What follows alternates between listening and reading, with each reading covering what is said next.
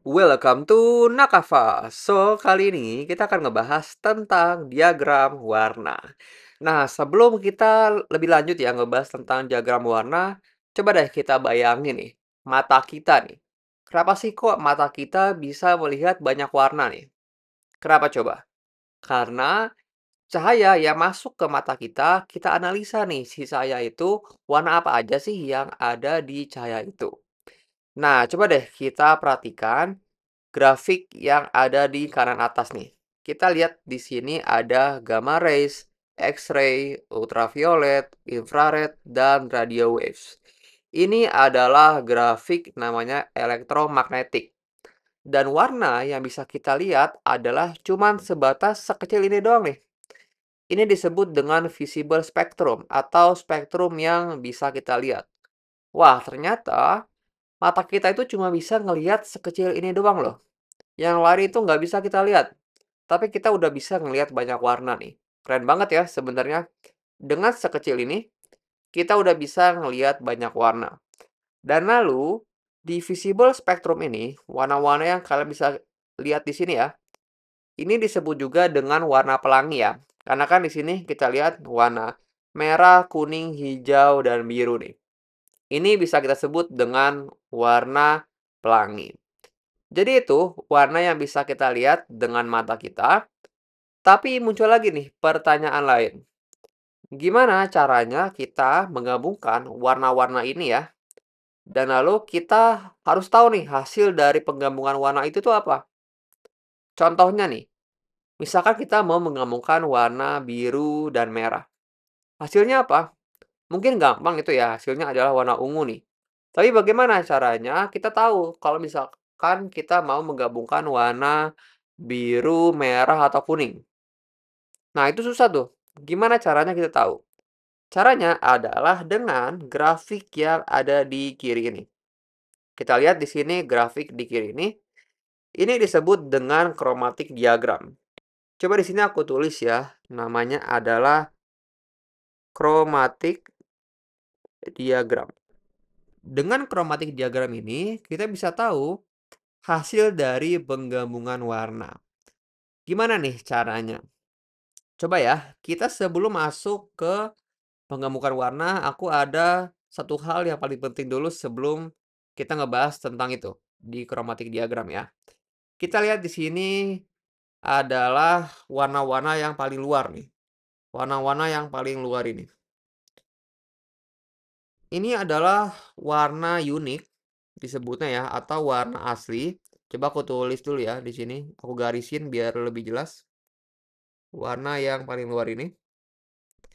Ini adalah warnanya pure color disebutnya ya. Kenapa disebut dengan pure color atau warna asli? Karena warna ini itu bisa berdiri sendiri.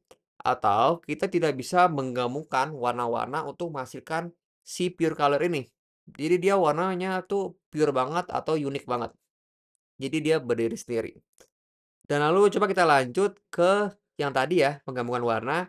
Coba deh di sini, aku ambil dua titik nih. Tadi kan contohnya warna biru dan merah ya. Di sini coba aku ambil dua titik warna biru dan merah. Di sini warna birunya, dan lalu di sini warna merahnya. Dan lalu dari dua titik ini kita tarik garis nih. Biru ke merah, bebas sih sebenarnya ya, mau merah ke biru atau biru ke merah. Jadi dengan dua titik ini, biru dan merah ya, kita bisa menghasilkan warna sepanjang garis ini. Kita biasa menghasilkan banyak warna nih dari dua titik ini. Kalau misalkan komposisi warna biru dan merahnya itu sama, jadi kayak 50-50 ya, kita bisa menghasilkan warna yang ada di tengah-tengah ini nih, di tengah-tengah ini. Atau kalau kita lihat ya di sini, ini adalah warna ungu atau disebutnya adalah dengan warna magenta sebenarnya. Dan lalu coba deh kita bandingin dari yang si visible spectrum ini. Coba kita ambil titik tadi ya, di sini warna biru dan warna merah. Kita ambil dua titik ini, terus kita garisin, dan lalu kita ambil titik tengahnya nih. Kita lihat di titik tengahnya itu adalah sekitar warna kuning ya. Sedangkan itu adalah salah. Harusnya warna merah dan biru itu adalah hasilnya warna ungu. Jadi itu adalah kegunaan dari chromatic diagram nih. Dengan grafik yang cuma garis lurus gini aja yang ada di visible spectrum, kita tidak bisa tahu nih warna apa nih yang kalau misalkan kita gabungin. Dengan chromatic diagram kita bisa. Ini adalah baru contoh awal kalau kita mau menggabungkan dua warna. Lalu muncul lagi pertanyaan, gimana caranya kita menggabungkan lebih banyak warna nih? Contoh kita ambil ada 3 titik warna. Di sini aku mau ambil titik lain ya di bagian hijau ini. Titik di sini contohnya aja. Lalu kita tarik garis dari hijau ke biru dan hijau ke merah. Hijau ke merah. Oke. Nah, di sini dari 3 titik ini kita bisa menghasilkan warna-warna yang ada di dalam segitiga ini. Jadi, selama warna itu ada di dalam segitiga ini, kita bisa menghasilkan warnanya nih dari 3 titik ini. Dan ini segitiga ini ya, ada sebutannya adalah namanya yaitu RGB.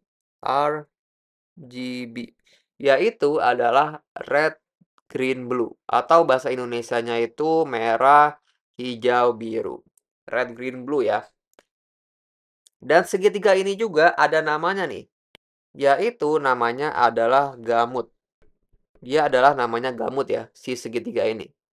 Dan segitiga ini juga disebut dengan namanya additive color atau si RGB ini ya sebenarnya. Si RGB ini disebut dengan additive color. Aku tulis di sini namanya additive color. Additive color. Nah, si additive color ini gampang sebenarnya kita temuin si RGB ini ya. Dia itu ada di TV atau monitor atau di HP kita juga bisa si warna RGB ini. Jadi ini warna yang sering banget kita lihat sebenarnya di monitor, di TV, atau di HP. Ini yang pertama dari RGB. Jadi dengan RGB ini atau segitiga gamut ini ya, kita bisa menghasilkan warna-warna yang ada di dalamnya. Tapi coba kita ambil titik tengah dari segitiga RGB ini. Titik tengah dari garis-garisnya ya maksudnya. Tadi yang pertama kita udah ambil titik tengah di antara merah dan biru. Ini disebutnya dengan magenta ya. Aku tulis di sini dengan magenta. Dan lalu titik tengah dari hijau dan merah. Disebutnya dengan kuning. Di sini kan, ini adalah warna kuning. Dan lalu titik tengah dari hijau dan biru. Di sekitar warna sini ya. Dan ini disebut warnanya adalah dengan warna sian. Nah, coba kita ambil garis lagi. Dari sian ke kuning, kuning ke magenta, dan lalu dari magenta ke sian. Kita dapat gamut lain, ya kan? Ini adalah gamut juga nih. Jadi gamut itu yang penting dari si segitiga ini ya. Ini adalah segitiga dari sian, kuning, magenta, terus gamut juga adalah RGB ini, segitiga RGB ini ya. Tadi yang RGB itu namanya adalah additive color, sedangkan kalau warna kuning, siang, dan magenta ini ada namanya juga. Dia disebutnya dengan adalah subtractive color. Di sini coba aku tulis ya, adalah subtractive color. Nah, si subtractive color ini bisa kita temuin di printer. Jadi printer itu menggunakan subtractive color untuk ngeprint si warna itu ya. Coba deh aku kasih kalian lagi diagram yang lebih jelas supaya kita tahu additive dan subtractive color. Di sini yang di bagian kiri adalah additive. Aku tulis ya di sini. Additive, yang di kanan adalah subtractive. Kita lihat yang additive adalah RGB dan yang subtractive adalah sian, kuning, dan magenta. Nah, kalau semua warna yang ada di additive ini kita campur, dia akan menghasilkan warna putih nih. Kita lihat di tengah-tengah, warna putih ya kan? Tapi kalau semua warna dicampur yang ada di subtraktif, dia akan mendapatkan warna hitam. Ini adalah perbedaan dari aditif dan subtraktif ya. Dari dua jenis gamut ini atau dua jenis warna juga ya sebenarnya. Jadi itu simpelnya sebenarnya tentang chromatic diagram. Intinya cuma itu aja sebenarnya, simple. Tapi mungkin ada fun fact lain juga tentang si chromatic diagram ini. Tadi kan kita tahu tentang RGB ya, ini sering banget kita temuin di TV dan monitor. Tapi bagaimana caranya kita pengen lagi bisa menghasilkan banyak warna nih, selain warna yang ada di RGB nih? Karena kalau kita lihat, segitiga ini kan kecil ya, dibandingkan dengan si full chromatic diagram ini. Caranya gimana? Caranya adalah kita harus bisa mendapatkan titik-titik yang lebih besar. Contohnya aja titik hijau yang paling murni di paling ujung ya. Terus biru yang paling murni nih. Terus merah yang paling murni. Kita tarik garis. Kita tarik garis dari 3 titik tadi. Akan mendapatkan warna RGB lagi sebenarnya ya. Tapi yang lebih besar versinya. Nah, tapi pertanyaannya apakah kita bisa mendapatkan warna yang lebih besar ini? Jawabannya adalah sebenarnya mungkin bisa, tapi sangat sulit. Dan ini masih open research untuk mendapatkan semua warna yang ada di chromatic diagram ini. Tapi walaupun kita bisa mendapatkan si gamut yang lebih besar ini ya, si RGB segitiga yang lebih besar ini, kita masih menyisakan warna-warna yang tidak bisa kita raih. Di sini coba aku kasih kayak garis-garis gini ya. Ini warnanya tidak bisa kita raih ya kan, dari si segitiga ini. Jadi sebenarnya TV atau monitor atau HP kita itu sebenarnya masih terbatas untuk menampilkan warna nih untuk device-device mereka. Tapi mata kita itu bisa melihat lebih banyak warna. Jadi keren banget ya, mata kita itu lebih bagus untuk menganalisa warna nih untuk diri kita sendiri dibandingkan dari TV atau monitor. Nah, jadi itu pembahasan kita tentang diagram warna. So, see you in the next video. Thank you.